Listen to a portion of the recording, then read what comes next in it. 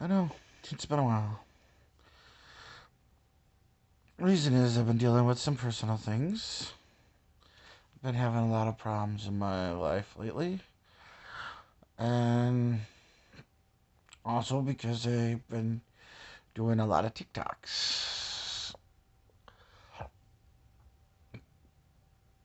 But welcome to Larry's Topics. Today we're going to discuss the movie Fright Night. Not the 2011 remake with Colin Farrell. No, no, no. We're going to discuss Fright Night,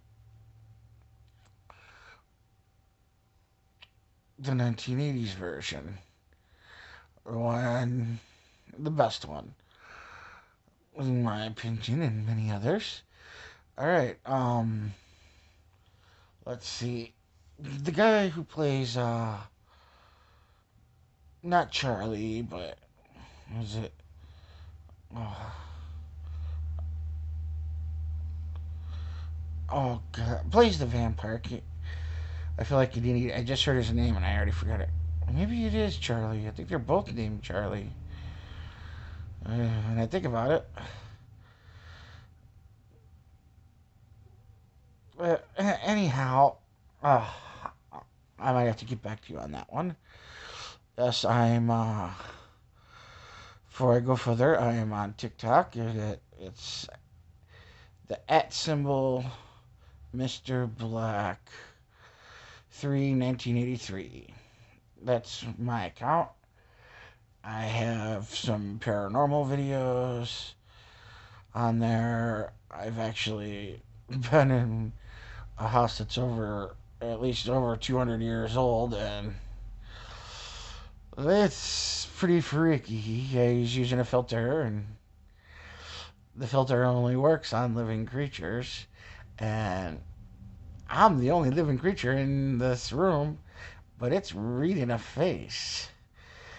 And I have a few of those, so check them out.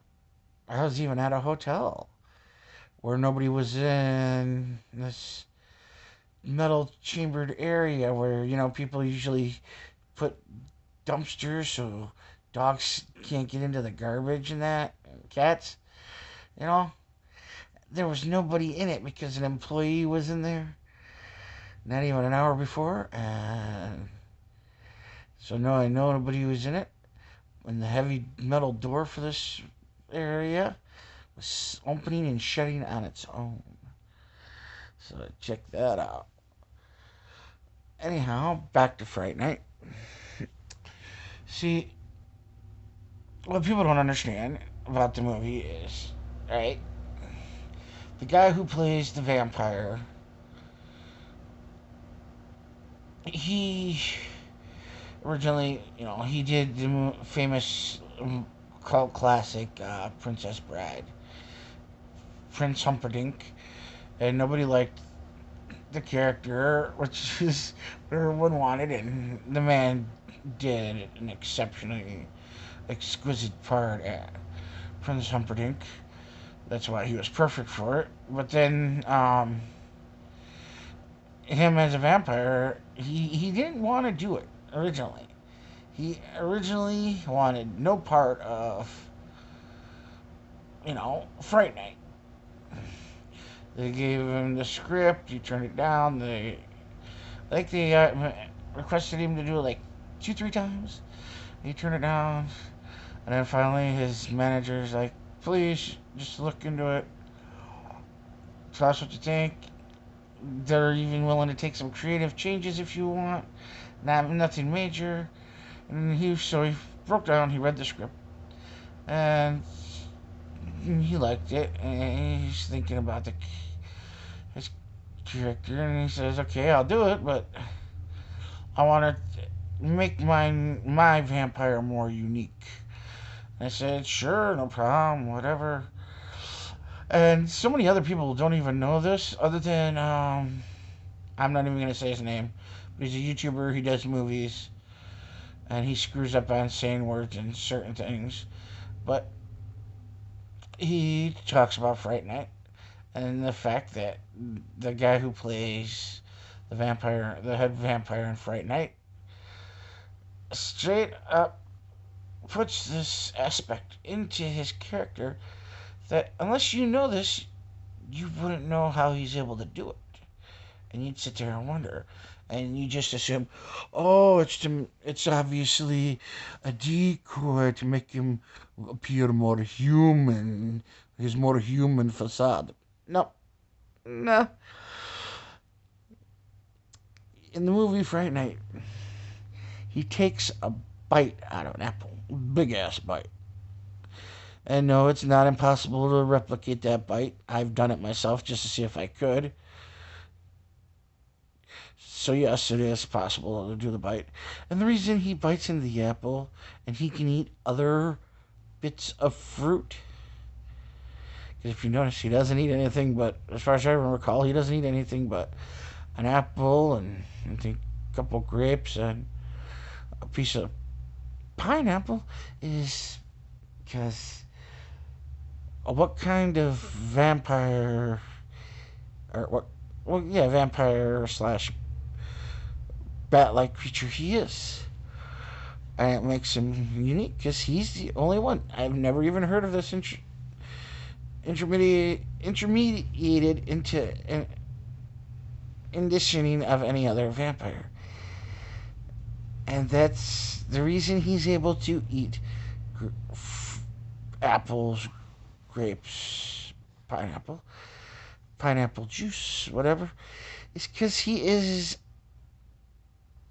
part fruit bat. That is why he's able to ingest these things. Yes, he gets nutrients from most of his nutrients from the blood that he drinks, but also his body can digest and absorb the nutrients from said fruit that he eats. Because I think they made him like 20% fruit bat, 30%. That's why he eats the apple and pineapple and drinks pineapple juice, I think it is, and grapes. It's because he's a fruit bat. He can. So that tells you that's a plus on his aspect because he can eat all these different fruits and get this. I'm assuming he could probably get the same kind of, but not full effects of full. It could. How did you put it? It sustained him for so he doesn't need blood right away to make suspicious minds less suspicious. But dude's stupid and is feeding a lot more sooner than he should.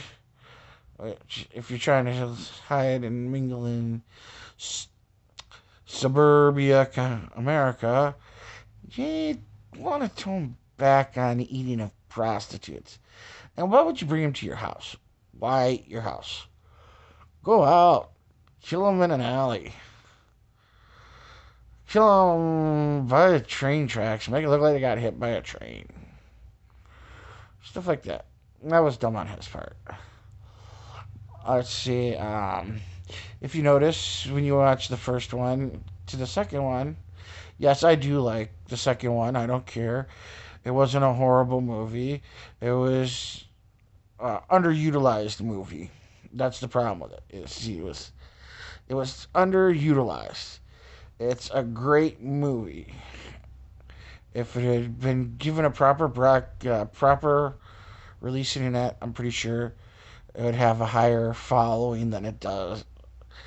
Well, did at the time it was released. But if you notice when you watch the first one and then you watch the second one, Peter Vincent's hair, there is a major, major change. And why is that? Because he's got more gray hair. Because if you look at the first one, his hair, the grayness in his hair, it looks like it was special effects. The special effects didn't age well. It looked like they took like white or white and gray cream makeup and combed it through his hair. to make him look older. It didn't look good. But when we watched the second one, his hair is white, which worked perfectly. He looked like the seasoned vampire, right? Let's see, what else was there? Oh, there was some other stuff, but that was like the main thing that I really wanted to point out was that Jerry is part fruit bat. That's why he's able to eat fruit. It has nothing to do with his ability to just to blend in. No, it's because he's part fruit bat. His body can draw nutrients from eating fruit, which is why he does it. Which is a unique, like, a unique, bona fide, unique gift to him, is he can eat and digest and draw nutrients from fruit. He doesn't just need human blood. Alright? Fright Night 2. Let's see. That one, it's so underrated, but it's so good. Um, the, let's see. You have the female roller skating vampire, black chick. I didn't really care for that one. I could take it or leave it, and I didn't like her. There was the vampire slash werewolf dog man. I liked him. He was pretty fun, especially when he's scaling the building and the girl shuts her window on his claws, and he loses his balance and falls to the bushes and changes back to his human form. Then it shows him scaring a dog with his looks. That was pretty cool. Um, I like that. The limo driver, I liked him. He was cool. More masculine Renfield, as it were, because he takes and I like the aspect that he eats the insect, but before he eats the insect, he identifies it as its actual name, which I think is awesome. Um, back to the number one, the scene where the demon bat thing, when he's burning up from the beam of the sunlight, on that bat-like thing, that originally was supposed to be what they see in the library in Ghostbusters. Instead of the full torso, or the full body apparition that they see that goes shh, and he's all like, "Get her," and she's all like, "Ah!" That's not what they were gonna do. They were gonna use that skeleton bat, vampire bat looking thing, demonic bat looking thing, but producers were like, no, it's too scary.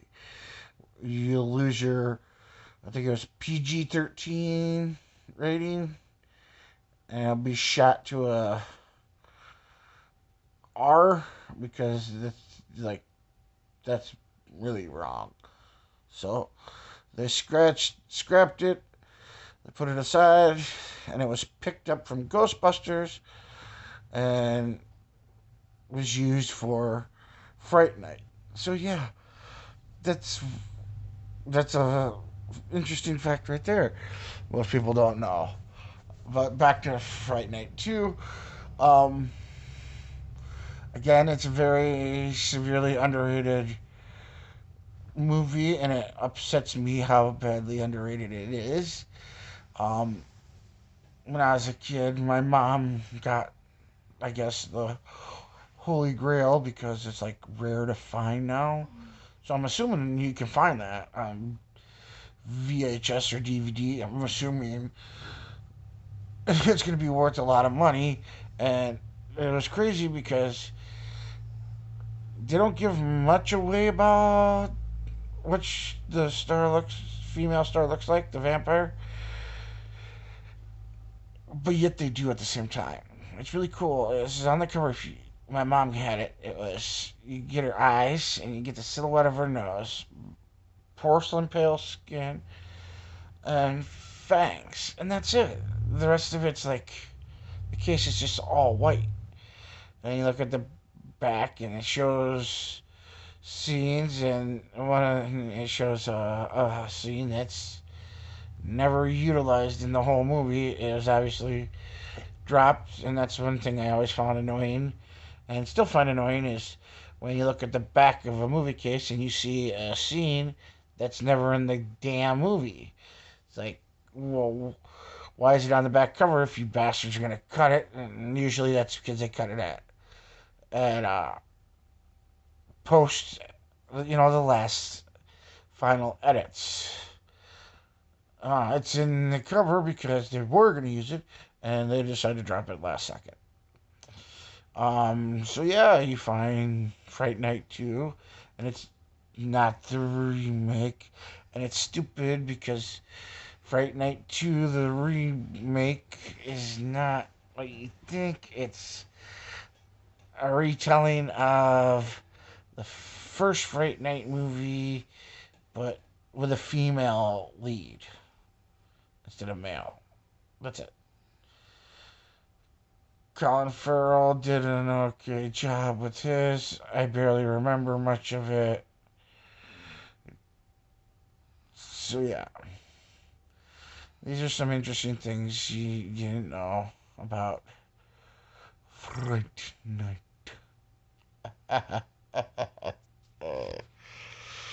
But yes, this was Layers Topics. And I just covered Fright Night 1 and 2. Oh, yeah. I forgot. Some people don't know this. It's funny is, in